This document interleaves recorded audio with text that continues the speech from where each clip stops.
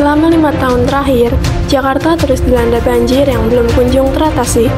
Setiap tahun, curah hujan tinggi menyebabkan genangan di berbagai wilayah ibu kota, yang mengganggu aktivitas warga dan menimbulkan kerugian materi. Banjir di Jakarta tak kunjung menemukan solusi. Segala upaya telah dilakukan, namun tak membuahkan hasil. Pada periode 2014 hingga 2017, di bawah kepemimpinan Gubernur Basuki Cahayapurnama atau yang lebih dikenal sebagai Ahok, berbagai upaya dilakukan untuk mengatasi masalah banjir di Jakarta. Normalisasi sungai dilakukan untuk memperlebar aliran air, didukung dengan penggusuran pemukiman di bantaran sungai dan relokasi warga ke rumah susun. Pemprov DKI Jakarta juga membangun waduk dan pompa air untuk mengendalikan debit air, serta menerapkan sumur resapan dan drainase vertikal guna meningkatkan daya serap tanah. Pada masa Gubernur Anies Baswedan 2017 hingga 2022, berbagai upaya dilakukan untuk mengurangi risiko banjir di Jakarta. Salah satunya adalah naturalisasi sungai dengan pendekatan ramah lingkungan untuk meningkatkan kapasitas tampungan air. Pemprov DKI Jakarta juga membangun sumur resapan guna meningkatkan daya serap tanah, serta meningkatkan kapasitas kolam dan waduk untuk menampung air hujan. Selain itu, sistem pompa dan polder terus diperkuat agar air lebih cepat dialirkan dan mengurangi genangan. Banjir besar pada awal tahun 2020 menjadi peringatan serius bagi Jakarta. Namun, hingga tahun 2025, permasalahan ini belum sepenuhnya teratasi.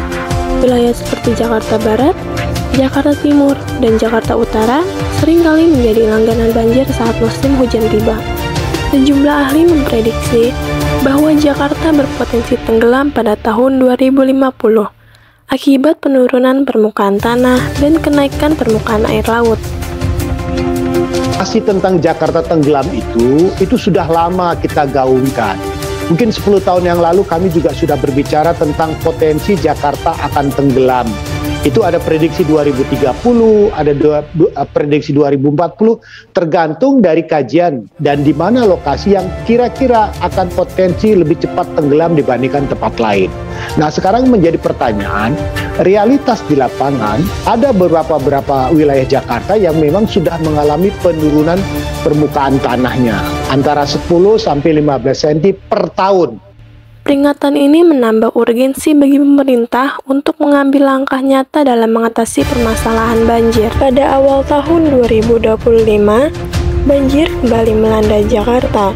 Curah hujan yang tinggi menyebabkan 54 RT dan 22 ruas jalan tergenang air, terutama di wilayah Jakarta Barat.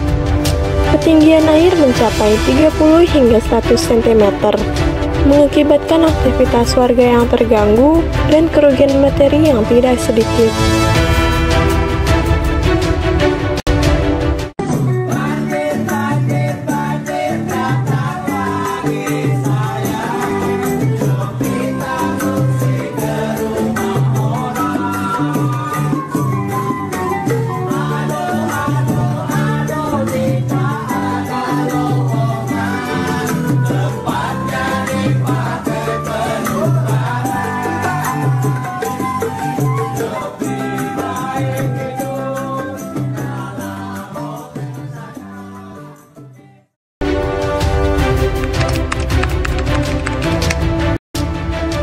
Dalam kampanye politiknya, pasangan Pramono Anung dan Rano Karno berjanji untuk mengatasi permasalahan banjir di Jakarta.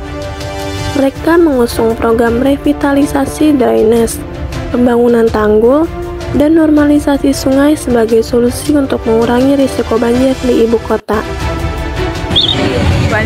IG saya, TikTok saya, WA saya, sekarang ini selalu banyak keluhan, terutama berkaitan tentang banjir.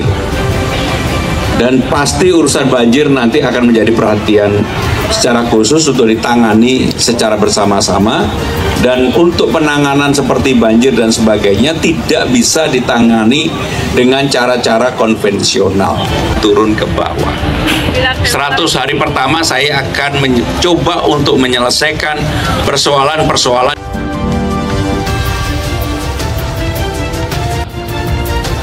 Hal-hal lain yang begitu saya dan Bang Dul menjabat persoalan-persoalan yang berkaitan dengan banjir, polusi, kemudian kemacetan tentunya akan tetap menjadi prioritas kami utama. Sehingga dengan demikian, saya dan Bang Dul, kami berdua setelah berdiskusi, kami akan bersama-sama mengerjakan apa yang menjadi PR kita berdua di dalam menyelesaikan persoalan.